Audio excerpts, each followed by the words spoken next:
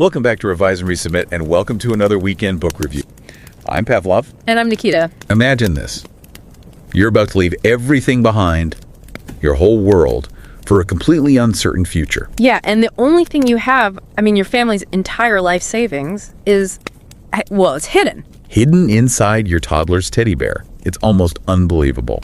But that's exactly how the story starts in the memoir Breaking Through: My Life in Science. It's 1985. Professor Katalin Karikó and her husband are leaving communist Hungary. They're heading for America, chasing the science. They'd sold their car, a Lada, apparently their biggest asset. Got about, $1,200 US for it? That's right, about $1,200 equivalent. But you couldn't just take that kind of foreign cash out of the country legally back then. So Karikó does something, incredibly risky, very personal.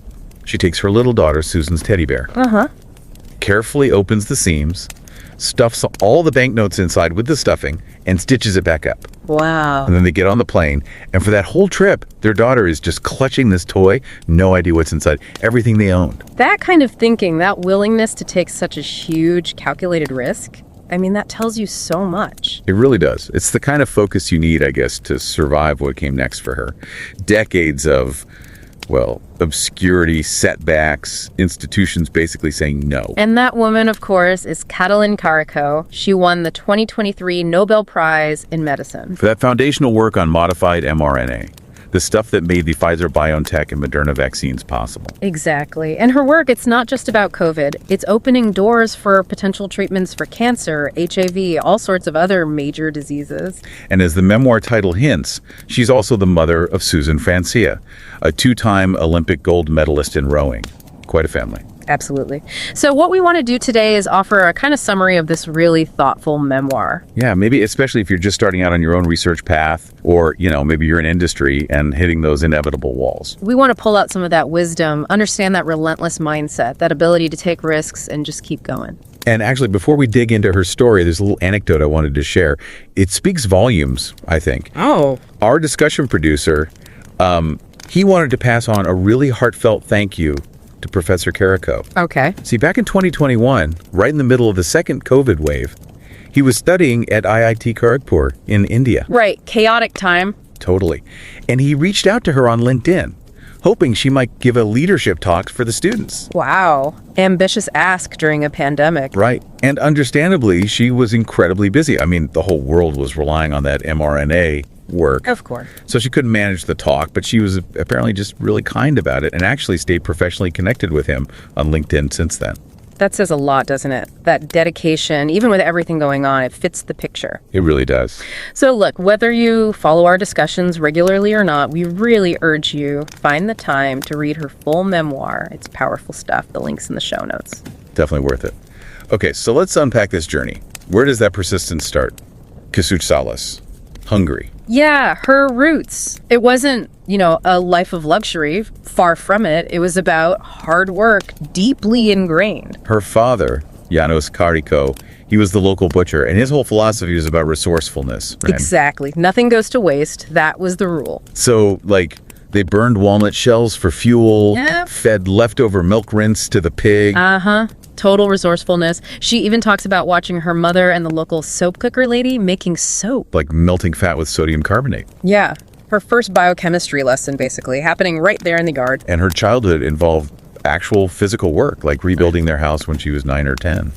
Mud bricks. Right. She mentions the line between work and play just kind of blurred. It was all just life activity. That feels like such a vital foundation for a researcher, doesn't it? The work itself is the point, not just a means to an end. Absolutely. And you also see this interesting community health mindset back then. Oh, yeah. The chicken vaccinations she mentioned? Yeah. And kids lining up for polio vaccine drops? Right. This sort of collective approach to public health. It was just normal. Now, here's a twist. The political system in communist Hungary, you might not expect it, but it actually created an opportunity for her. It's fascinating. She had this F next to her name on school records for physikai. Meaning physical laborer, right? Child of workers. Right. Her dad, the butcher, her mom had an 8th grade education. Correct. But that status, the F, meant the system was sort of designed to give kids like her extra attention, to lift them up. So ironically, it helped her get into things like a competitive university summer program. Exactly.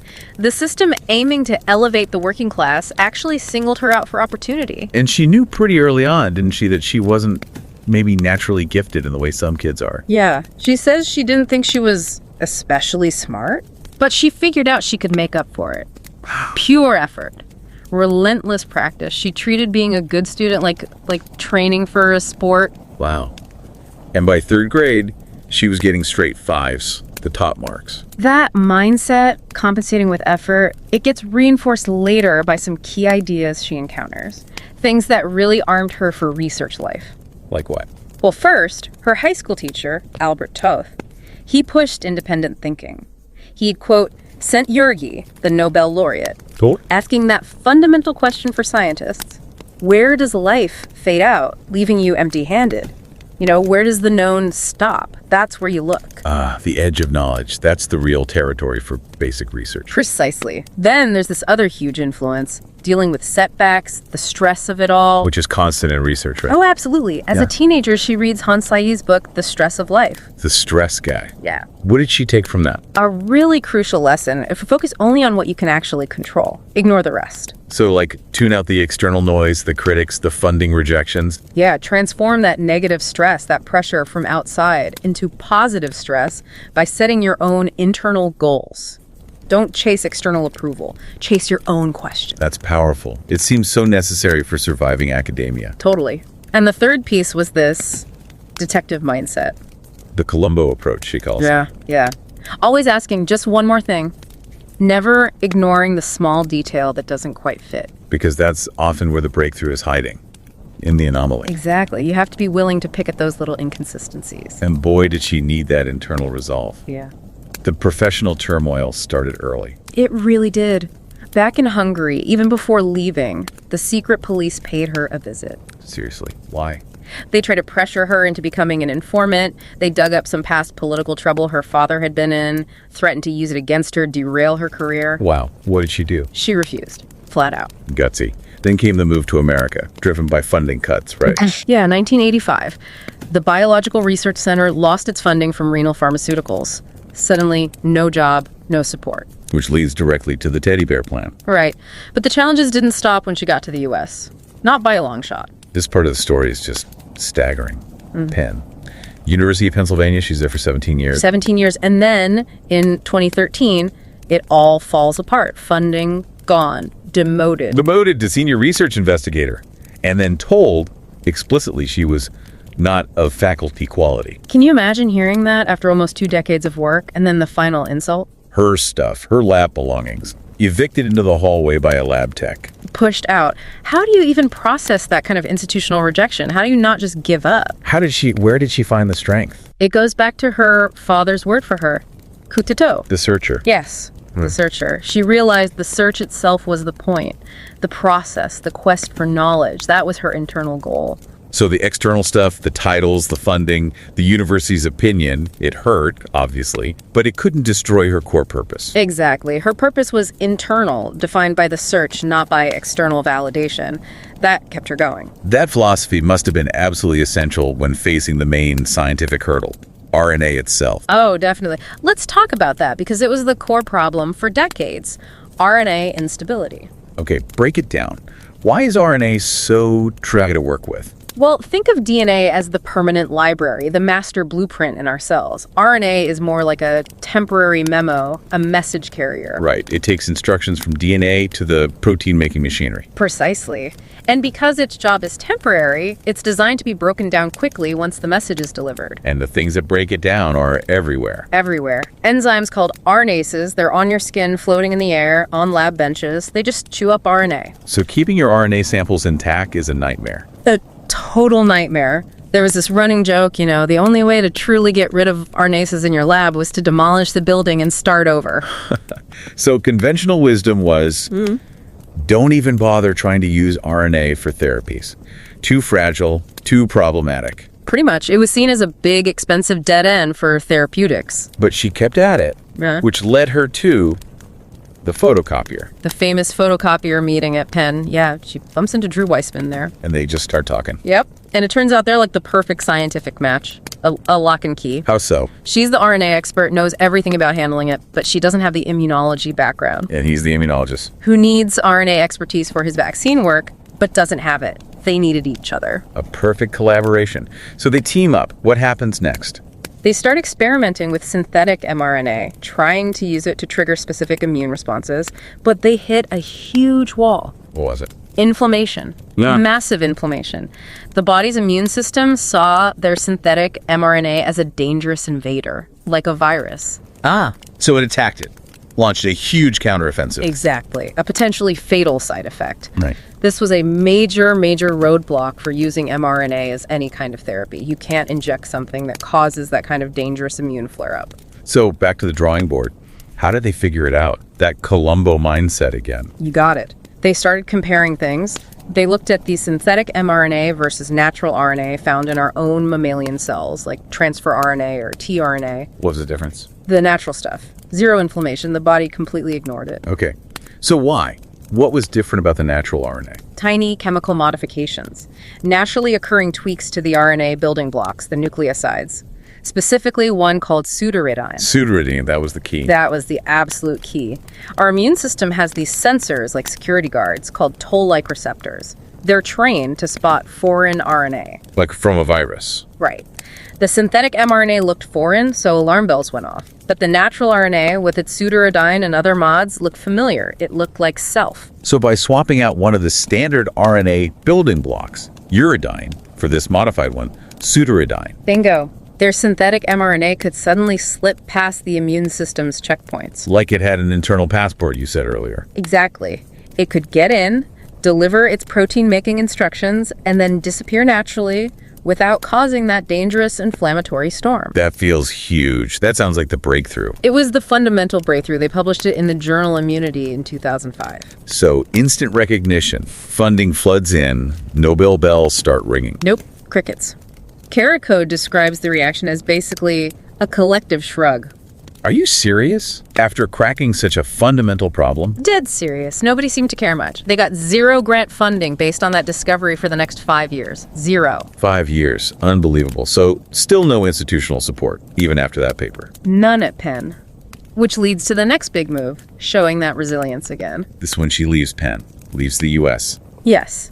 In 2013, the same year she's effectively pushed out of Penn, she gets an offer from a small German company called BioNTech. BioNTech. So she takes it, moves to Germany. Accepts the offer to become vice president, moves to Germany. But this creates a whole new personal challenge. Separation. Her husband, Bella, stayed in the U.S. He did. To keep their home base, provide that sense of long-term security while she pursued the science in Germany. Another sacrifice. It really highlights the family commitment, doesn't it? Okay. She talks about Bella being this calm, protective force, understanding her work had to come first. Absolutely. And then there's their daughter, Susan Francia, her journey to becoming an Olympic rowing champion. Winning gold in 2008. Yeah, it kind of mirrors her mother's drive, that same tenacity. It shows the immense dedication needed not just from the scientists, but from the whole family supporting them. Okay, so she's at BioNTech. They believe in the mRNA potential. Then comes 2020. January 2020, the CEO of BioNTech reads an article in The Lancet about this new mysterious virus emerging in Wuhan, China. And he sees the potential connection. Instantly. He knows the mRNA platform is incredibly fast. You just need the genetic sequence of the virus, and you can design a vaccine candidate almost immediately. So BioNTech decides to go for it. All in. All in. They pivot the company to focus on developing a COVID-19 vaccine using Carico's modified mRNA technology. And then the partnership with Pfizer. That's when things go into hyperdrive. Because it wasn't just about the science anymore. The science worked, thanks to decades of Carico's persistence. It was about scale, manufacturing, logistics. Exactly. An unprecedented global challenge. You needed a whole new supply chain literally overnight. Mass production facilities, those ultra-cold freezer farms to store the vaccine. Industrial level precision, coordinating clinical trials worldwide, regulatory approvals. It was a miracle of logistics and manufacturing, built on that scientific foundation. Leading to the first approved vaccine in record time. Just astounding. The culmination of decades of work nobody seemed to value. Until suddenly the whole world needed it. So, bringing it back, What are the core lessons here for someone listening, maybe facing their own challenges? I think there are a few really key things. That's the lie lesson. Focus on what you can control. Define your own success internally. Don't let external validation or lack of it define your purpose. Right. The institution might reject you, like Penn did, but if your goal is the search itself, Kutato, you keep going. Exactly. And patience. Real fundamental research takes time, often decades. It's not always glamorous. It requires relentless methodology. And finding that right collaborator, maybe, like she did with Weissman at the photocopier. Absolutely. That lock and key partnership can make all the difference. Sometimes the person you need is right there. You just have to start the conversation. There's also this concept that people are talking about now, the Kariko problem. Yes. It's a really provocative thought. It's easy to celebrate her now. Nobel Prize saved millions of lives. Hindsight is 2020. But the problem is, how did the system fail her for so long? Demoted, no funding for years. Right. How do institutions, funding agencies, universities, how do we get better at identifying and supporting that crucial, potentially world-changing basic research before it's obvious? When it's still unseen, maybe unpopular, doesn't fit the current funding trends. Exactly. Her story is a massive wake-up call for institutions to look beyond just short-term metrics and immediate applications. How do we fund the next Kariko today? It's a critical question. And it connects back to her own realization, doesn't it? That time she was feeling ill in Szeged. Yeah, that quote is so powerful, she realized. A world that's missing an important contribution looks ordinary. It is the definition of the status quo. Wow. So the goal isn't fame or even solving a specific problem necessarily. But simply to fill that empty space, to challenge the ordinary, the status quo with effort and knowledge, to make that missing contribution. The world is full of things that look ordinary, but maybe they're just waiting for that determined searcher. Keep searching. Keep asking just one more thing. Challenge that status quo. You can find the full story in her memoir, Breaking Through, My Life in Science. The link, as we said, is in the show notes. Definitely check it out. We'll talk to you next time. And don't forget to subscribe to Revise and Resubmit on Spotify and Apple Podcasts. Until next time, keep those minds curious, keep questioning, and keep revising and resubmitting.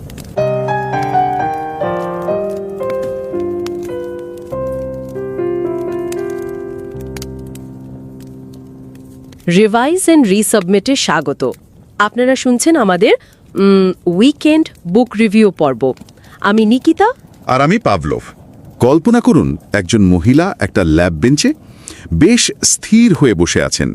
বাইরের জগৎ হয়তো তাকে নিয়ে খুব একটা ভাবছেও না, তার কাজের গুরুত্বও তেমন বুঝছে না। কিন্তু তার ভেতরে তার মনে চলছে বিশাল সব ধারণা আর সম্ভাবনার আনাগোনা। ঠিক যেন একটা কোষ, তাই না? বাইরে থেকে দেখতে শান্ত, স্থির, কিন্তু ভেতরে জীবনের কী সব জটিল কার্যকলাপ চলছে তো চলছেই। একদম।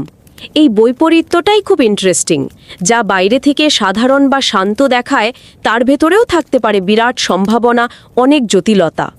আর এই আপাত স্থিরতার পেছনেই তো থাকে ওই অদম্য কৌতূহল, লেগে থাকার একটা অবিশ্বাস্য জেদ, বছরের পর বছর ধরে চলা নীরব পরিশ্রম। ঠিক তাই।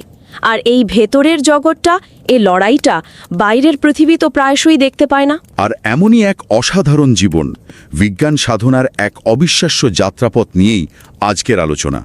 আমরা কথা বলছি প্রফেসর ক্যাটালিন কারিকোর লেখা স্মৃতিকথা breakthrough, my life in science নিয়ে।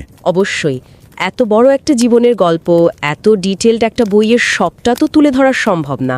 আমরা চেষ্টা করব এর কিছু জরুরি দিক নিয়ে কথা বলতে। হ্যাঁ, একটা সারসংক্ষেপ আর কি।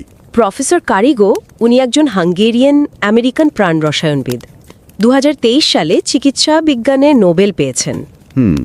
তার ওই যুগান্তকারী গবেষণাটাই কিন্তু ফাইজার বায়োনটেক আর মডার্নার কোভিড-19 mRNA ভ্যাকসিনের মূল ভিত্তি। ভাবা যায়।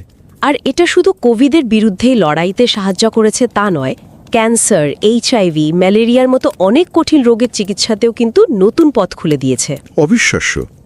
শুধু নোবেল পুরস্কারই তো নয়, উনি এখন অনেক ইউনিভার্সিটির সাম্মানিক অধ্যাপক, 100-এরও বেশি পুরস্কার পেয়েছেন।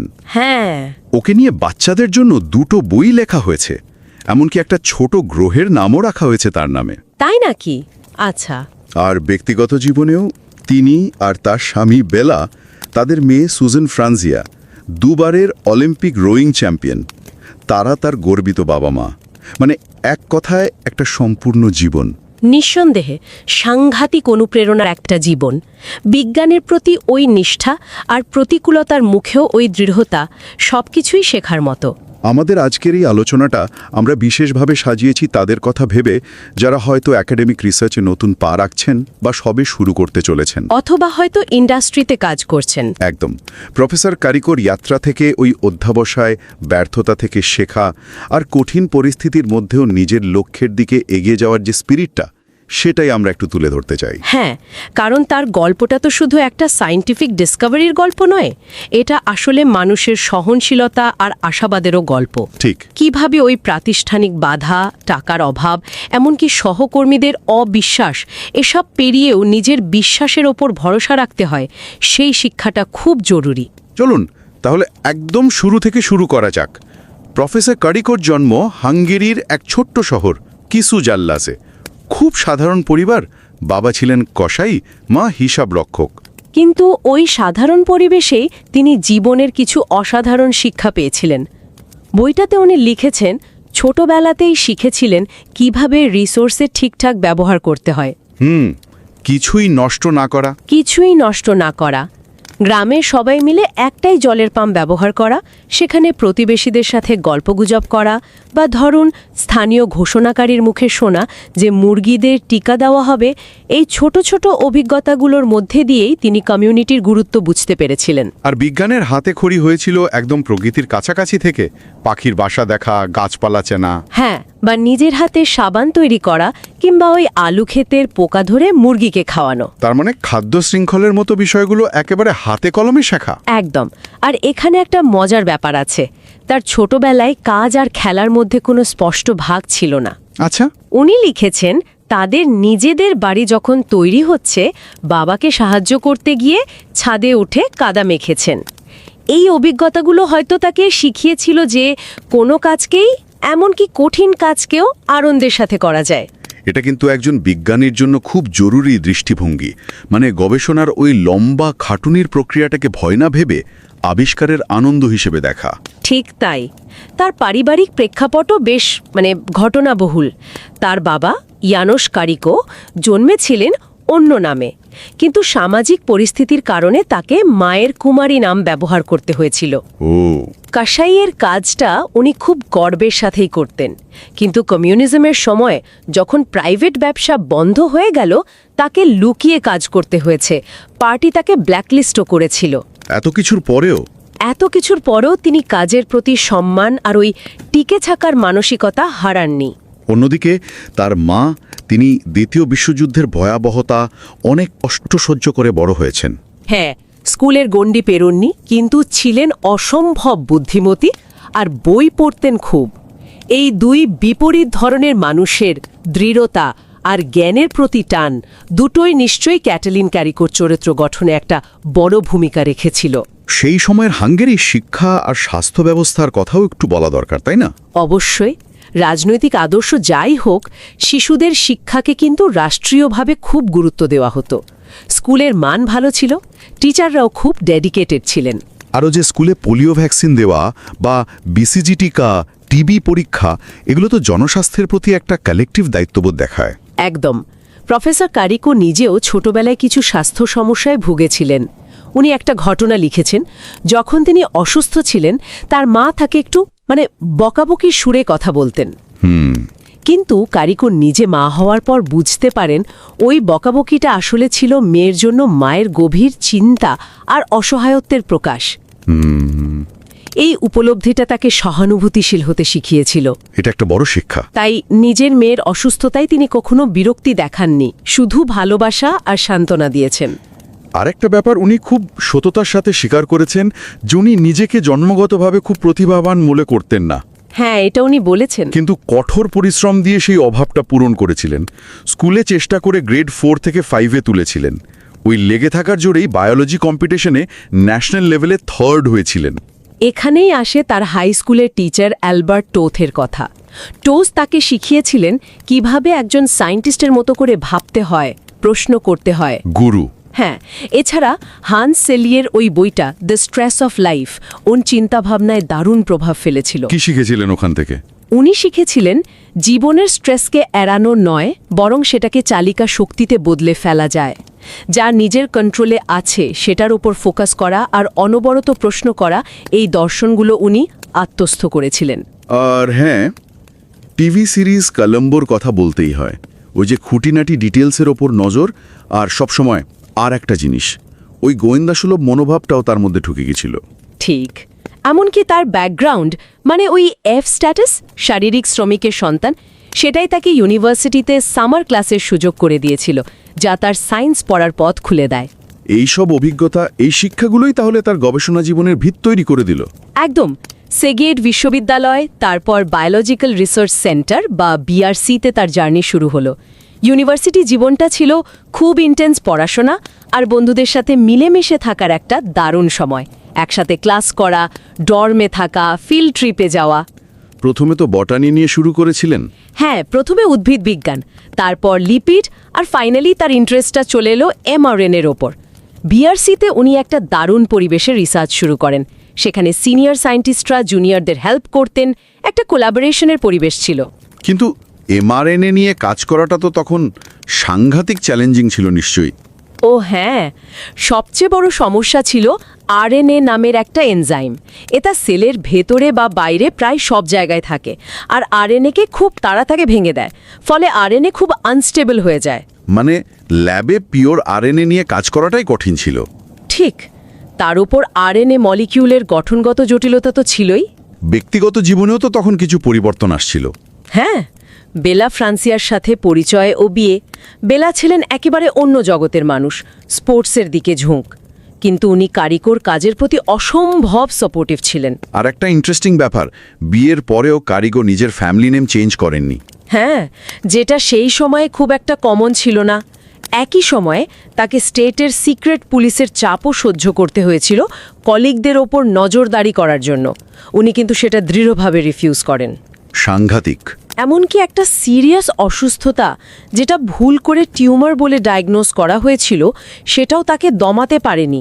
অপারেশনের পরেও খুব তাড়াতাড়ি কাজে ফিরে আসেন। এই মনের জোর, কাজের প্রতি এই টান, সত্যি অবাক করার মতো। কিন্তু এরপরই এলো একটা কঠিন সিদ্ধান্তের সময়। বিআরসিতে তার লিপিড রিসার্চের ফান্ডিং বন্ধ হয়ে গেল। হাঙ্গেরিতে এমআরএনএ গবেষণার সুযোগও খুব লিমিটেড। তখন তিনি আর বেলা আমেরিকা যাওয়ার সিদ্ধান্ত নিলেন। সেটা 1985 সাল। সেই সময়ের হাঙ্গেরি থেকে তো আর সহজে ডলার নিয়ে বেরোনো যেত না। তারা প্রায় $1000 সমপরিমাণ ফরেন কারেন্সি মেয়ের টেডি বিয়ারের মধ্যে লুকিয়ে দেশ ছেড়েছিলেন। অবিশ্বাস্য। এটা যেমন একটা থ্রিলিং ঘটনা, তেমনি তখনকার পরিস্থিতি, ওই অনিশ্চয়তা, ওই ডেসপারেশনটাও তুলে ধরে। আমেরিকায় এসে উনি ফিলাডেলফিয়ার টেম্পল ইউনিভার্সিটিতে রবার্ট সুহাডলেকের ল্যাবে পোস্ট ডক্টরাল ফেলো হিসেবে যোগ দিলেন। কিন্তু আমেরিকা জীবন শুরুটাও সহজ ছিল না, তাই তো? প্রায় ওর রাগের শিকার হতে হতো। কিন্তু পরিবার তো পাশে ছিল। হ্যাঁ, সেটাই ছিল সবচেয়ে বড় শক্তি। স্বামী বেলা খুব তাড়াতাড়ি আমেরিকার জীবনযাত্রার সাথে মানিয়ে নিলেন, নানা রকম কাজ করে সংসারটাকে দাঁড় করালেন। মেয়ে সুজানো স্কুলে ভর্তি হলো। কিন্তু কিছুদিন পরেই সুহাডলনিকের সাথে কারিগর মতবিরোধ চরমে ওঠে। আর তখনই ওই চাকরি চলে যাওয়ার হুমকি, এমনকি দেশ থেকে বের করে দেওয়ার ভয় দেখানো। হ্যাঁ, ভয়ানক অবস্থা। এই চরম সংকটের মুহূর্তে তিনি পেনসিলভেনিয়ার বিশ্ববিদ্যালয়, মানে প্যানে কার্ডিওলজি ডিপার্টমেন্টের ইলিয়াড বার্নাথানের ল্যাবে যোগ দেওয়ার সুযোগ পান। বার্নাথান ছিলেন একদম অন্যরকম একজন এমপ্যাথেটিক মেন্টর, যিনি কারিগর এমআরএনএ রিসার্চের পোটেনশিয়ালটা বুঝতে পেরেছিলেন আর ওকে সাপোর্ট দিয়েছিলেন। এখানে উনি ইউরোকাইনেজ রিসেপ্টর তৈরির জন্য এমআরএনএ নিয়ে কাজ শুরু করলেন। পেনে কাজের পরিবেশ হয়তো কিছুটা ভালো ছিল, কিন্তু চ্যালেঞ্জ তো কমেনি। মেডিকেল স্টুডেন্টদের পড়ানো বা তাদের সাথে কাজ করাটা ওর জন্য সহজ ছিল না। উনি আরেকজন মহিলা গবেষক জিন বেনেটের সাথে ল্যাব শেয়ার করতেন। সেটা হয়তো কিছুটা পারস্পরিক সাপোর্টের জায়গা দিয়েছিল, কিন্তু সবচেয়ে বড় সমস্যা ছিল ওই ফান্ডিং জোগাড় করা। একাডেমিক জগতে টিকে থাকার মূল লড়াই। একদম। আর এই ফান্ডিংয়ের লড়াইয়ে তাকে ইনস্টিটিউশনাল পলিটিক্সের শিকার হতে হয়। বিশেষ করে ডিপার্টমেন্টের নতুন হেড জুডি সোয়াইনের সাথে তার সম্পর্ক খারাপ হয়ে যায়। বারবার অ্যাপ্লাই করেও প্রমোশন পাচ্ছিলেন না, রিসার্চের জন্য টাকাও জুটছিল না।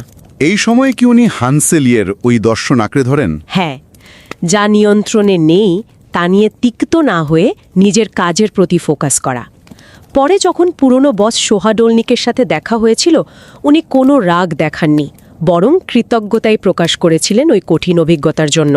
এই মানসিক দৃঢ়তাটাই ওকে এগিয়ে নিয়ে গিয়েছিল। আর প্যানে থাকার সময় তার জীবনের সবচেয়ে গুরুত্বপূর্ণ মোড়টা আসে। একদিন কফি মেশিনের পাশে তার আলাপ হয় ইমিউনোলজিস্ট ড্রু ওয়াইসম্যানের সাথে। আচ্ছা, খুবই সাধারণ একটা সাক্ষাৎ। হ্যাঁ, কিন্তু কথায় কথায় তারা জানতে পারেন দুজনেই এমআরএনএ নিয়ে ইন্টারেস্টেড, যদিও অ্যাঙ্গেলটা আলাদা। ওয়াইসম্যান এইচআইভি ভ্যাকসিনের জন্য এমআরএনএ ব্যবহার করতে চাইছিলেন, এখান থেকেই তাদের সেই যুগান্তকারী পার্টনারশিপের শুরু। তারা তো শুরুতেই একটা বড় সমস্যার মুখে পড়লেন। ওই যে ল্যাবে তৈরি এমআরএনএ শরীরে দিলে ইমিউন রিয়াকশন হচ্ছিল। ঠিক তাই, যখন ল্যাবে তৈরি করা এমআরএনএ আইভিটি এমআরএনএ প্রাণীর শরীরে ঝোকানো হচ্ছিল, তখন সেটা সাংঘাতিক ইনফ্ল্যামেশন বা প্রদাহ তৈরি করছিল। শরীর ভাবছিল এটা কোনো বাইরের শত্রু, তাই তীব্র প্রতিরোধ গড়ে তুলছিল। আর ওই সময়েই জেসি গেলসিঙ্গারের ওই দুঃখজনক ঘটনাটা ঘটেছিল অন্য একটা জিন থেরাপির ট্রায়ালে। সেটা নিশ্চয়ই ওদের আরও সতর্ক করে দিয়েছিল। অবশ্যই। মূল প্রশ্নটা তখন ছিল, কেন শরীরের নিজস্ব এমআরএনএ কোনো সমস্যা করে না, অথচ ল্যাবে তৈরি প্রায় একই রকম দেখতে এমআরএনএ এত গোলমাল পাকাচ্ছে? কি করে বের করলেন কারণটা? তারা বিভিন্ন ধরনের ন্যাচারাল আরএনএ, যেমন ট্রান্সফার আরএনএ, টিআরএনএ বা মাইটোকন্ড্রিয়াল আরএনএ স্টাডি করতে শুরু করলেন। তারা দেখলেন এই ন্যাচারাল আরএনএগুলিতে কিছু নিউক্লিওসাইড মানে আরএনএর বিল্ডিং ব্লক একটু মডিফাইড বা পরিবর্তিত অবস্থায় থাকে। আচ্ছা, তাদের মনে হলো এই মডিফিকেশনগুলোই হয়তো ইমিউন সিস্টেমকে শান্ত রাখার চাবিকাঠি। আর এই ভাবনা থেকেই আসল ব্রেক থ্রুটা এলো। একদম। তারা দেখলেন যদি সিনথেটিক এমআরএনএতে থাকা ইউরেডিন নিউক্লিওসাইডটাকে সামান্য বদলে সিউডো ইউরেডিন দিয়ে রিপ্লেস করা যায়, যেটা টিআরএনএতে ন্যাচারালি পাওয়া যায়, তাহলে সেই মডিফাইড এমআরএনএ আর কোনো ইনফ্ল্যামেশন তৈরি করে না। বাহ, এটা তো দারুণ আবিষ্কার। যেন শরীরকে তার নিজের ভাষাতেই কথা বলতে শেখানো হলো। ঠিক, যাতে শরীর আর ওটাকে শত্রু না ভাবে। শুধু তাই নয়, এই মডিফাইড এমআরএনএ প্রোটিন তৈরির ক্ষেত্রেও অনেক বেশি এফিশিয়েন্ট ছিল। এই আবিষ্কারের মধ্যে একটা দারুণ ব্যাপার হলো সমাধানটা প্রকৃতির মধ্যেই লুকিয়েছিল। হ্যাঁ, তারা কোনো একেবারে নতুন কিছু তৈরি করেননি, বরং প্রকৃতির নিজস্ব কৌশলকে নকল করে সিনথেটিক এমআরএনএকে আরও ন্যাচারাল আর নিরাপদ করে তুলেছিলেন। একটা খুব এলিগেন্ট সলিউশন। কিন্তু এত বড় একটা আবিষ্কার, অথচ স্বীকৃতি পেতে এত দেরি হলো। হ্যাঁ, সেটাই তো আশ্চর্যের। তাদের এই পেপারটা প্রথম সারির জার্নাল যেমন নেচার বা সায়েন্স রিজেক্ট করে দিয়েছিল। ভাবা যায়। অবশেষে অপেক্ষাকৃত কম পরিচিত ইমিউনিটি জার্নালে তাদের কাজটা পাবলিশ হয় 2005 সালে। কিন্তু তখনও এর গুরুত্ব খুব কম লোকই বুঝতে পেরেছিল। সংগ্রাম তো এখানে শেষ হয়নি। ওরা তো একটা কোম্পানিও খুলেছিলেন, আরএনআরএক্স। হ্যাঁ, টেকনোলজিটা পেটেন্ট করে আরএনআরএক্স নামে একটা ছোট কোম্পানি শুরু করেছিলেন, কিন্তু ইনভেস্টর পাননি। পেনে ফান্ডিংয়ের সমস্যা তো চলছিলই। এক পর্যায়ে তাকে বলা হলো যে তিনি ফ্যাকাল্টি হওয়ার যোগ্য নন, নট অফ ফ্যাকাল্টি কোয়ালিটি। কি অপমানজনক। হ্যাঁ, তাকে ডিমোশন দেওয়া হলো। এমনকি তার ল্যাব থেকে জিনিসপত্র বের করে দেওয়ার মতো পরিস্থিতিও তৈরি হয়েছিল।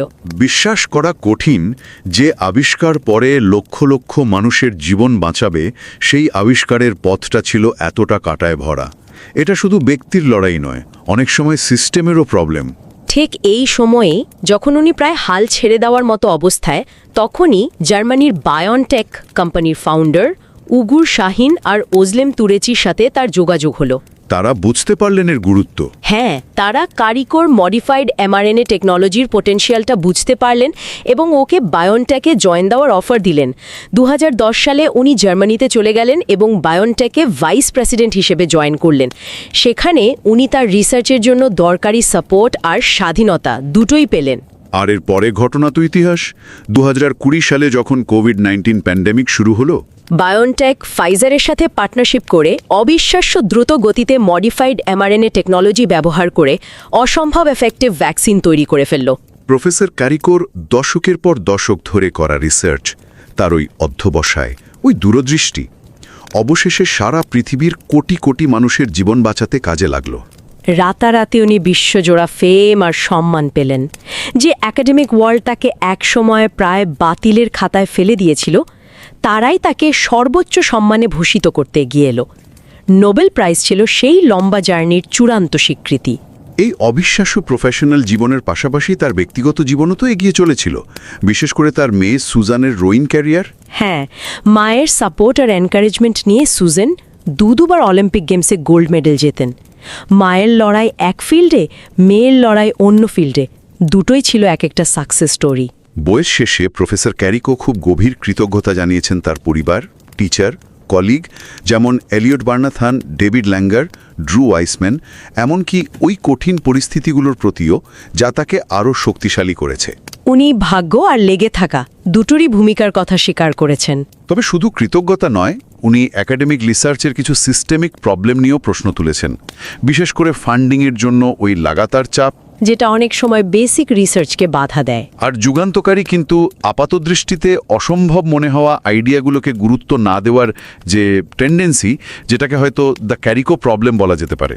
আর উনি এমআরএনএ টেকনোলজির ভবিষ্যৎ নিয়েও সাংঘাতিক আশাবাদী।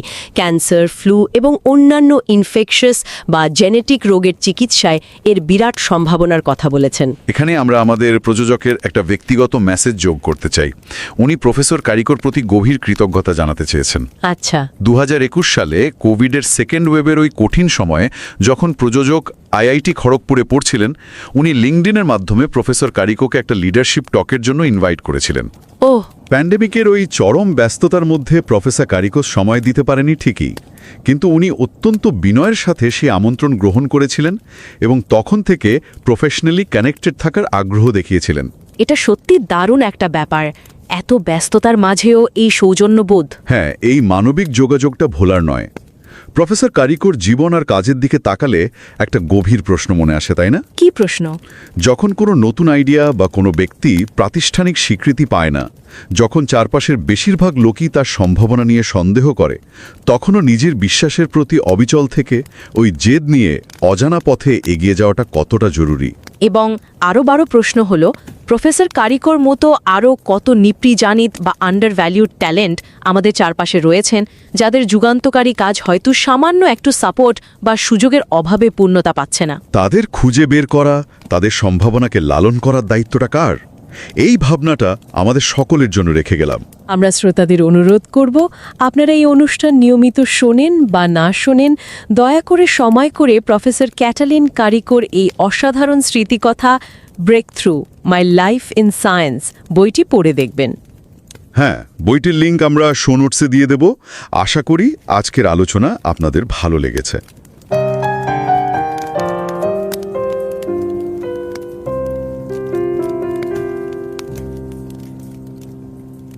नमस्कार, रिवाइज एंड रीसबमिट में आपका स्वागत है। मैं हूं पावलोव और मैं हूं निकिता। जरा सोचिए, एक प्रयोगशाला बेंच पर एक महिला बैठी है। बाहर से देखने पर शायद कुछ खास न लगे। हाँ, साधारण से उपकरण होंगे, शायद थोड़ी रोशनी आ रही हो, या शायद वो भी नहीं। और वो घंटों बैठी रहती हैं, शायद 40 साल तक। बाहर से देखने वाला तो शायद बोर हो जाए। बिल्कुल, लेकिन अंदर से एक बिल्कुल अलग कहानी है। उनका दिमाग बड़े बड़े आइडिया से घूम रहा है। जीवन बदलने वाली सफलताओं की एक झलक दिख रही है। काम शायद थकाऊ लगता हो बाहर से, पर वो थकाऊ है नहीं असल में। हाँ, वो खुद को एक जासूस की तरह महसूस करती हैं।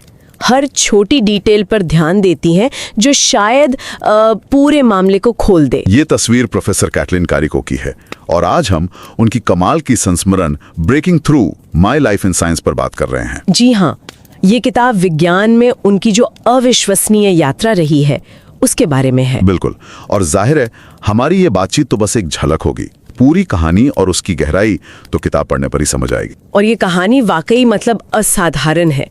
प्रोफेसर क्यारिको, जैसा कि आप बहुत लोग जानते हैं, एक बायोकेमिस्ट हैं और 2023 में मेडिसिन में नोबेल पुरस्कार विजेता भी। हाँ, उनका दशकों का जो शोध था वही फाइजर बायोएनटेक और मॉडर्ना के mRNA कोविड-19 टीकों का आधार बना। पर इसका असर सिर्फ यहीं तक नहीं है, ये तो कैंसर, HIV, मलेरिया जैसी कई और बीमारियों के इलाज के लिए भी नए रास्ते खोल रहा है। मतलब बहुत बड़ी बात है ये। यकीनन, और उनकी उपलब्धियों की लिस्ट देखिए कितनी लंबी है।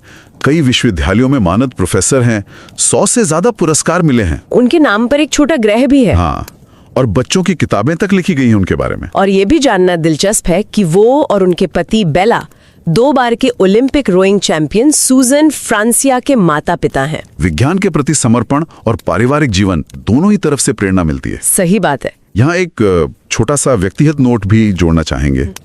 इस चैनल के निर्माता प्रोफेसर कारिको को दिल से धन्यवाद देना चाहते हैं। अच्छा। हाँ, बात 2021 की है, जब निर्माता आईआईटी खड़गपुर में पढ़ रहे थे और देश में कोविड की दूसरी लहर चल रही थी। उन्होंने प्रोफेसर कारिको को लिंक्डइन पर एक लीडरशिप टॉक के लिए संपर्क किया था। ओह, उस समय तो वो यकीनन बहुत व्यस्त रही होंगी। बिल्कुल, महामारी के बीच एमआरएनए पर उनके काम की व्यस्तता जाहिर थी, तो वो समय टॉक के लिए समय नहीं निकाल पाई।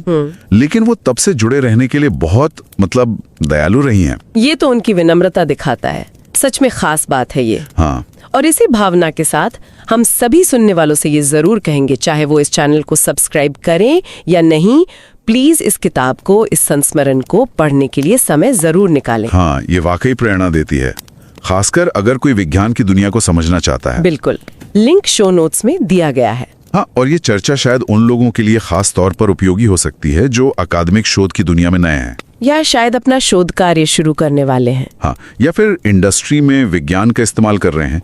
एक प्रैक्टिशनर के तौर पर हम प्रोफेसर कारिको की यात्रा के कुछ अहम पड़ावों और सीखों पर थोड़ी गहराई से बात करेंगे। तो चले उनके शुरुआती जीवन से शुरू करते हैं। हाँ, प्रोफेसर कारिको का बचपन हंगरी के एक छोटे से शहर किसूस लासलास में बीता। माहौल ऐसा था जहाँ कुछ भी बर्बाद नहीं किया जाता था। हाँ, वो बताती हैं कि उनके पिता जो एक कसाई थे, उन्हें काम करते देखना उनके शुरुआती अनुभवों में से एक था। घर में बहता पानी नहीं था, कुएं का पानी इस्तेमाल होता था। और सर्दियों में पूरा घर ही रेफ्रिजरेटर बन जाता था। ये जीरो वेस्ट वाली सोच है ना? बिल्कुल, हर चीज का दोबारा इस्तेमाल। ये उनके लिए एक तरह से वैज्ञानिक सोच का शुरुआती प्रशिक्षण था। हर चीज देखो, हर चीज कीमती है। हाँ, और ये उनके बाद के काम में बहुत झलकता भी है, चाहे उन्हें कम संसाधनों में ही हल खोजने पड़े। उन्होंने ये भी लिखा है कि कैसे उनके मोहल्ले की साबुन बनाने वाली महिला शायद पहली बायोकेमिस्ट थी जिनसे वो मिली। और आलू के कीड़ों को इकट्ठा करके मुर्गियों को खिलाना, ये खाद्य श्रृंखला का उनका पहला प्रैक्टिकल पार्ट था। ये छोटे छोटे अनुभव कितने जरूरी हो सकते हैं ना? सही बात है। ये दिखाता है कि विज्ञान सिर्फ लैब कोट और टेस्ट ट्यूब तक ही नहीं है। जिज्ञासा, चीजों को गौर से देखना, ये गुण कहीं भी पनप सकते हैं। उस जमाने में जीवन आसान तो नहीं था। साम्यवाद के तहत अपनी चुनौतियां थीं। फिर 1956 की क्रांति हुई। हाँ, और उसके बाद उनके पिता को गिरफ्तार कर लिया गया, उनकी नौकरी चली गई, उन पर पार्टी के खिलाफ भड़काने का आरोप लगा था। ये परिवार के लिए बहुत मुश्किल वक्त रहा होगा। हाँ, बहुत बड़ा झटका था। पिता को सजा हुई और उन्हें अपनी कसाई की नौकरी गंवानी पड़ी। लेकिन यहाँ भी उनकी कहानी में वो लचीलापन दिखता है। परिवार ने जैसे तैसे गुजारा किया, समुदाय का साथ मिला, कड़ी मेहनत की। हाँ, उनके पिता राजनीतिक रूप से साइडलाइन होने के बावजूद समुदाय में सम्मानित थे। शायद इस अनुभव ने कैटलिन को बाद में एकेडमिक जगत की मुश्किलों और कभी-कभी होने वाले बहिष्कार का सामना करने के लिए तैयार किया। शिक्षा के बारे में भी उन्होंने दिलचस्प बातें लिखी हैं। साम्यवादी हंगरी ने बच्चों की शिक्षा और स्वास्थ्य सेवा में काफी निवेश किया था। हाँ, पोलियो और टीबी के टीके अनिवार्य थे।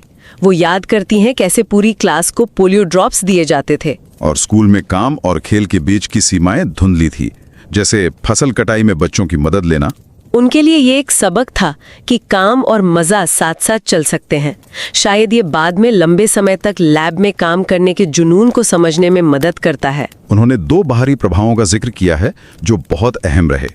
एक थी हैंस सेलिये की किताब द स्ट्रेस ऑफ लाइफ। उससे उन्होंने क्या सीखा? सेलिये की किताब ने उन्हें सिखाया कि तनाव को एक पॉजिटिव ताकत में कैसे बदला जाए।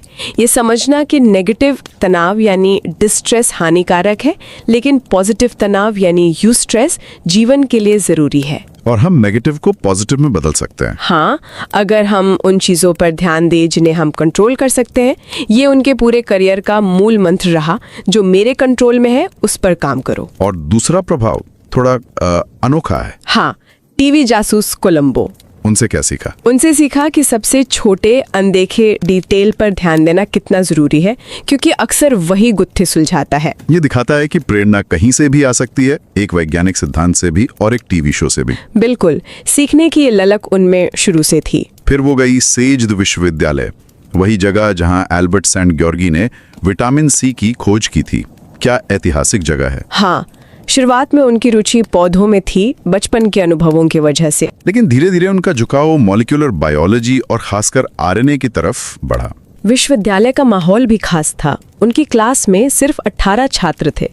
सब एक साथ पढ़ते, खाते, होमवर्क करते थे। और उनका F ग्रेड यानी फिजिकाई या शारीरिक श्रमिक के बच्चे होना। हाँ, उसने उन्हें साम्यवादी व्यवस्था में कुछ अतिरिक्त अवसर दिलाए, जैसे हाई स्कूल में ही यूनिवर्सिटी के समर कोर्स में जाना। यही उनकी मुलाकात अपने होने वाले पति बेला फ्रांसिया से हुई। उनकी कहानी भी बड़ी मजेदार है। बिल्कुल, एक डिस्को में। बेला तब 17 साल के थे और चुपके से वहां आए थे। प्रोफेसर करीको लिखती हैं कि बेला ने उनका पीछा नहीं छोड़ा, जबकि वो खुद अपने काम पर फोकस करना चाहती थी। हाँ, पर आखिरकार प्यार जीत गया। पीएचडी के लिए वो गई बायोलॉजिकल रिसर्च सेंटर यानी बीआरसी बुडापेस्ट के पास। वो पूर्वी यूरोप का एक बड़ा शोध संस्थान था। हाँ, बीआरसी एक अलग ही दुनिया थी। यूनेस्को और यूएनडीपी के सहयोग से बना, पश्चिमी लैब जैसी सुविधाओं वाला। माहौल बहुत खुला और सहयोगात्मक था। पद का ज्यादा भेदभाव नहीं था। नहीं, बिल्कुल नहीं। हर कोई एक दूसरे को अनौपचारिक तुम कहकर बुलाता था। ये उनके लिए बहुत ताजगी भरा था। वहां उन्होंने पहले लिपिड पर काम किया। गाय के दिमाग से फॉस्फोलिपिड्स निकालकर लिपोसोम्स बनाए। लेकिन फिर वो जेनो टोमास की लैब में गई और उनका सामना हुआ आरएनए से। ये एक अहम मोड़ था। बिल्कुल, उन्होंने 25A नाम के एक छोटे आरएनए अणु और इंटरफेरॉन पर काम करना शुरू किया। यहीं उन्हें आरएनए के साथ काम करने की असली चुनौतियां महसूस हुई। सबसे बड़ी चुनौती क्या थी? आरएनएसिस। ये एंजाइम आरएनए को तुरंत नष्ट कर देते हैं और ये हवा से लेकर हमारी उंगलियों तक हर जगह मौजूद होते हैं। बाप रे। हाँ, उन्हें समझ आया कि आरएनए कितना नाजुक है, कितना मुश्किल, पर साथ ही कितना जरूरी भी। लेकिन फिर 1985 में हंगरी में फंडिंग में कटौती हुई और बीआरसी में उनकी नौकरी चली गई। ये एक और मुश्किल दौर। और यहीं से उनके अमेरिका जाने का फैसला हुआ।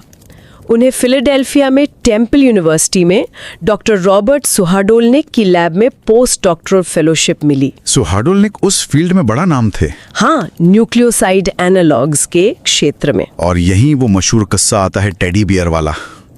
उन्हें देश से बाहर $50 से ज्यादा विदेशी मुद्रा ले जाने की इजाजत नहीं थी। हाँ, तो उन्होंने अपनी कार बेची, उससे जो करीब 900 ब्रिटिश पाउंड मिले, लगभग $1200 उस समय के। हाँ, उसे अपनी छोटी बेटी सुजैन के टेडी बियर में सिल दिया। क्या हिम्मत और कितना बड़ा जोखिम था। बिल्कुल, ये उनके जज्बे को दिखाता है। अमेरिका में शुरुआत आसान नहीं रही। सुहाडोल्निक के साथ काम करने का अनुभव कैसा था? मिला जुला।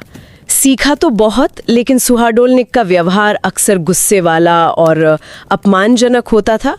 वो लैब में चिल्लाते थे। और जब प्रोफेसर कॉरिको ने जॉन्स हॉपकिंस में एक बेहतर मौका देखा, हाँ, और उसे लेना चाहा, तो सुहाडोल्निक ने उन्हें डिपोर्ट करवाने की धमकी दी और उन्हें वापस बुला लिया। ये तो बहुत बुरा है। एक युवा वैज्ञानिक नए देश में वीजा पर निर्भर, ये तो शक्ति का दुरुपयोग है। बिल्कुल, ये अकादमिक दुनिया का एक स्याह पहलू है, जहां व्यक्तिगत संबंध और पद वैज्ञानिक प्रगति को बुरी तरह प्रभावित कर सकते हैं। ये अनुभव बहुत कठिन रहा होगा उनके लिए। खैर, 1989 में उन्हें यूनिवर्सिटी ऑफ पेंसिल्वेनिया यानी पेन में डॉक्टर इलियट बर्नाथन के साथ काम करने का मौका मिला, कार्डियोलॉजी विभाग में रिसर्च असिस्टेंट प्रोफेसर के तौर पर। इलियट काफी सहायक थे। यहीं उन्होंने mRNA को कोशिकाओं में पहुंचाने पर गंभीरता से काम शुरू किया। वो यूरोकाइनेस रिसेप्टर के mRNA पर काम कर रही थी। लेकिन पेन में भी चुनौतियां थी। जब जूडी स्वेन कार्डियोलॉजी की प्रमुख बनी, हाँ, तो प्रोफेसर कारिको को पक्षपात का सामना करना पड़ा। उन्हें लैब का पानी इस्तेमाल करने से रोका गया, अपनी भाषा यानी हंगरी बोलने पर टोका गया। और फिर 1995 में उन्हें फैकल्टी ट्रैक से ही हटा दिया गया। ये तो बहुत बड़ा झटका था। बिल्कुल, उन्हें सीनियर रिसर्च इन्वेस्टिगेटर का पद दिया गया, जो असल में एक डिमोशन था। अकादमिक सीढ़ी पर नीचे उतरना, कम प्रतिष्ठा वाला पद। और इसके लिए कोई तय प्रक्रिया भी नहीं थी? नहीं, ये दिखाता है कि सिर्फ अच्छा विज्ञान करना ही काफी नहीं होता। अकादमिक राजनीति, ग्रांट्स लाने की क्षमता और शायद थोड़ा नर्म व्यवहार, इन सब की भी जरूरत होती है। और इन चीजों में प्रोफेसर कैरिको की रुचि कम थी। उनका सीधापन, जैसे छात्रों के खराब काम को सीधे कचरा कह देना, शायद उनके खिलाफ गया। संभवतः इसे अक्सर नेगेटिव रूप से देखा गया। साथ ही उन्हें लगातार ग्रांट्स हासिल करने में मुश्किल हो रही थी, जो अमेरिकी अकादमिक जगत में टिके रहने और आगे बढ़ने के लिए बहुत जरूरी माना जाता है। और उनका शोध उस समय मुख्यधारा से हटकर भी था। हाँ, और फंडिंग एजेंसियां अक्सर सुरक्षित दांव लगाना पसंद करती हैं। इलियट के जाने के बाद उन्हें न्यूरोसर्जन डेविड लैंगर का साथ मिला।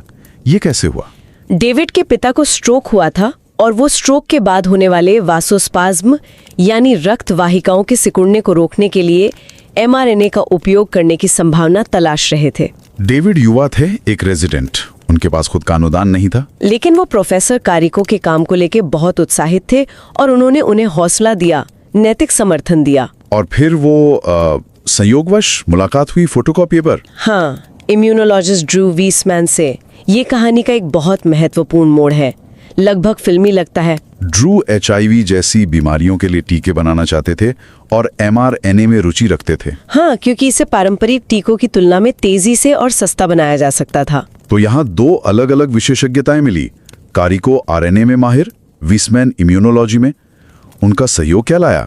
ये सहयोग क्रांतिकारी साबित हुआ, लेकिन शुरुआत में एक बहुत बड़ी समस्या सामने आई। क्या? उन्होंने पाया कि जब वे लैब में बनाया गया mRNA प्रतिरक्षा कोशिकाओं यानी डेंड्राइटिक सेल्स में डालते थे, तो ये एक बहुत तेज सूजन वाली प्रतिक्रिया पैदा कर रहा था। Inflammatory immune response. हाँ, कल्पना कीजिए कि लैब निर्मित mRNA कोशिका के लिए एक खतरनाक घुसपैठिए जैसा था, जिस पर इम्यून सिस्टम तुरंत हमला कर देता था। ये तो इलाज के लिए बहुत खतरनाक हो सकता था। बिल्कुल, ये सूजन शरीर को नुकसान पहुंचा सकती थी और पेन में कुछ साल पहले ही जेसी गेल्सिंजर की दुखद मौत हुई थी, एक जीन थेरेपी ट्रायल के दौरान तीव्र प्रतिरक्षा प्रतिक्रिया के कारण।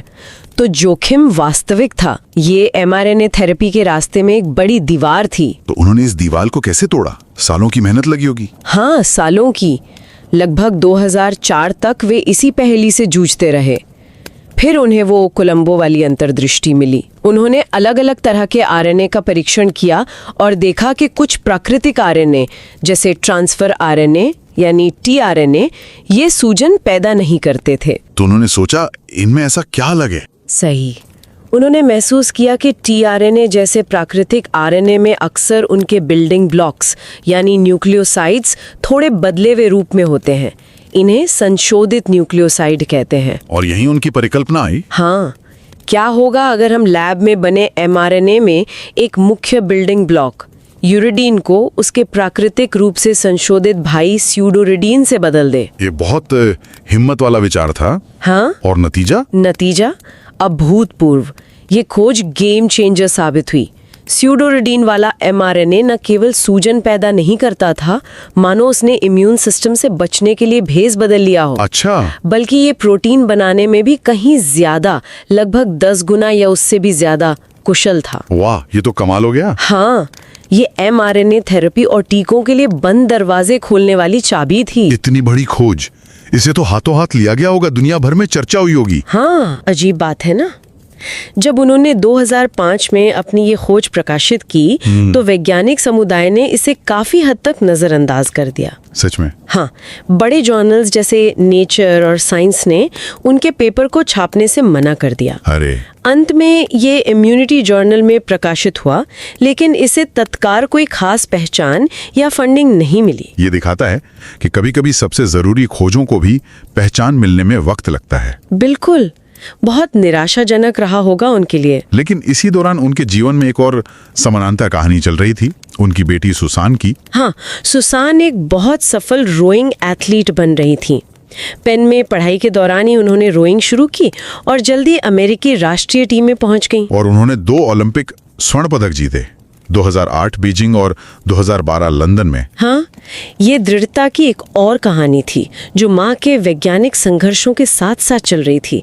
शायद बेटी की सफलता ने भी उन्हें आगे बढ़ते रहने का हौसला दिया हो। अकादमिक उपेक्षा और फंडिंग की कमी के बावजूद प्रोफेसर कारिको और ड्रू वीसमैन ने काम जारी रखा।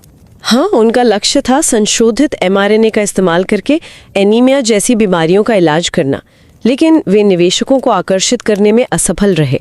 उस समय बहुत कम लोग mRNA की क्षमता पर दाव लगाने को तैयार थे। और फिर 2013 में पेन में लगातार पहचान की कमी और एक और अपमानजनक घटना के बाद, हाँ, जब न्यूरोसर्जरी विभाग को जगह चाहिए थी तो उनका सामान बिना बताए हॉलवे में फेंक दिया गया था। उसके बाद उन्होंने एक बड़ा फैसला लिया। उन्होंने पेन से रिटायर होने और जर्मनी में बायोटेक कंपनी में शामिल होने का फैसला किया। बायोटेक, जिसके सह संस्थापक ओर साहीन और ओजलम टुरेसी थे। हाँ, और वो उनके काम के महत्व को पहचानते थे। वे खुद mRNA आधारित कैंसर इम्यूनोथेरेपी पर काम कर रहे थे और उन्होंने प्रोफेसर कारिको को आमंत्रित किया। तो आखिरकार उन्हें वो सम्मान और संसाधन मिले जिनकी वो हकदार थीं। बिल्कुल। बायोएनटेक में उन्हें वाइस प्रेसिडेंट का पद मिला, उन्हें काम करने की आज़ादी मिली और कंपनी ने उनके mRNA प्लेटफॉर्म को बेहतर बनाने और अलग-अलग इस्तेमाल, जिसमें संक्रामक रोगों के टीके भी शामिल थे, के लिए विकसित करने में निवेश किया। और उन्होंने ड्रू वीसमैन की लैब को भी फंड करना शुरू किया। हाँ, ये एक महत्वपूर्ण मोड़ था जहां इंडस्ट्री ने उस क्षमता को पहचाना जिसे अकादमिक जगत काफी हद तक नजरअंदाज कर रहा था। और फिर आया जनवरी 2020 और दुनिया बदल गई। कोविड-19 महामारी। बायोएनटेक ने फाइजर के साथ साझेदारी की और अभूतपूर्व गति से एक mRNA वैक्सीन विकसित करने के लिए अपने सारे संसाधन झोंक दिए। और इस वैक्सीन की सफलता के केंद्र में था प्रोफेसर कारिको का दशकों पुराना काम। हाँ, खासकर वो स्यूडोरिडीन वाला संशोधन। उसी संशोधन ने टीके को सुरक्षित और इतना प्रभावी बनाया। अचानक उनका दशकों का संघर्ष, उनकी उपेक्षित खोज दुनिया के लिए सबसे जरूरी चीज बन गई। हाँ, वैक्सीन की सफलता ने उन्हें वैश्विक पहचान दिलाई, पुरस्कारों की झड़ी लग गई, मानद डॉक्टरेट मिली। और अंततः 2023 में उन्हें ड्रू वीसमैन के साथ फिजियोलॉजी या मेडिसिन में नोबेल पुरस्कार से सम्मानित किया गया। क्या सफर रहा है। प्रोफेसर कैटलिन कारिको की कहानी दृढ़ता, जिज्ञासा और कभी हार न मानने का एक शक्तिशाली सबूत है। एक कसाई की बेटी से नोबेल पुरस्कार विजेता तक का उनका सफर, ये किसी के लिए भी प्रेरणादायक है, चाहे वो विज्ञान में हो या जीवन के किसी और क्षेत्र में चुनौतियों का सामना कर रहा हो। हाँ, उनकी कहानी यह भी बताती है कि वैज्ञानिक सफलताएं अक्सर सीधी रेखा में नहीं चलती। इसमें अनदेखे नायक होते हैं, सालों का संघर्ष होता है, सही समय पर सही सहयोगियों का मिलना होता है और कभी-कभी किस्मत का साथ भी। और ये हमें सोचने पर मजबूर करता है, आज ऐसी कितनी और कारिको होंगी। हाँ, जिनके महत्वपूर्ण काम को नजरअंदाज किया जा रहा है क्योंकि वे पारंपरिक ढांचे में फिट नहीं बैठती या जरूरी फंडिंग नहीं जुटा पा रही हैं। क्या हमारी मूल्यांकन प्रणालियां, जो अक्सर ग्रांट्स और प्रतिष्ठित प्रकाशनों पर बहुत ज्यादा जोर देती हैं, क्या वो वास्तव में मौलिक खोजों को बढ़ावा दे रही हैं या अनजाने में उन्हें दबा रहे हैं? ये बड़ा सवाल है। प्रोफेसर कारिको हमें याद दिलाती हैं कि क्षमता हमेशा शून्य से शुरू होती है। दुनिया को उन योगदानों की जरूरत है जो अभी तक नहीं किए गए हैं। उन अनदेखे, लीक से हटकर चलने वाले विचारों का समर्थन करना कितना जरूरी है, क्योंकि हमें नहीं पता कि अगला बड़ा बदलाव कहां से आएगा। शायद सबसे बड़ा सबक यही है कि सच्ची वैज्ञानिक प्रगति अक्सर स्थापित रास्तों से हटकर सबसे अप्रत्याशित कोनों से आती है। हमें उन जासूसों को पहचानने और समर्थन देने के तरीके खोजने की जरूरत है जो चुपचाप अपनी बेंचों पर काम कर रहे हैं, उन विवरणों की तलाश में है जो सब कुछ बदल सकते हैं। असफलता को सीखने की प्रक्रिया का एक जरूरी हिस्सा मानना होगा। हाँ, और जोखिम लेने वालों का समर्थन करने की जरूरत है। एक बार फिर हम आपको प्रोफेसर कैटलिन कारिको की संस्मरण breaking through my life in science पढ़ने के लिए जरूर कहेंगे। ये कहानी विज्ञान से कहीं आगे तक जाती है। बिल्कुल, लिंक शो नोट्स में है। अगली बार तक सोचते रहें और सीखते रहें।